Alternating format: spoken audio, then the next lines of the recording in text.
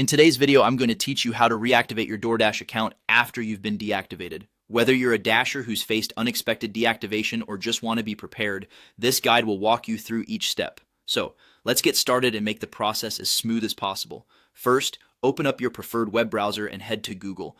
In the search bar, type how to reactivate your Doordash account after you've been deactivated and hit enter. Now, among the search results, you'll want to click on the Doordash support website link. This website is a veritable treasure trove of information and assistance for Doordash users, especially if you've encountered issues with your account. Once you're on the Doordash support website, look for the option labeled Appeal Form. Clicking this will take you to the next step in the reactivation process. Here, we're heading towards addressing the situation directly with Doordash. You'll notice the webpage has a clear, straightforward set of instructions to guide you through it.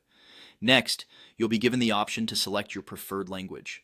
For most, clicking on English will be the way forward. Do make sure to select the language you're most comfortable with, as you'll want to fully comprehend the instructions and requirements laid out. After choosing your language, proceed by hitting Submit. This step is crucial as it begins the formal communication process with Doordash regarding your account. Just by submitting, you're signaling your willingness to resolve the issue, which in itself is an important step forward. Now let's focus on the part where you have to enter your email address. This must be the email associated with your Doordash account. Be sure to double check for any typos or errors before submitting it, because precise communication can help smooth the reactivation process. Here's a crucial bit. You need to ensure that you've met all the requirements listed for reactivating your Doordash account. These requirements may involve addressing the reasons why your account was deactivated in the first place. It's important to read through these requirements carefully and comply with them, as fulfilling these is key in convincing Doordash to consider your appeal.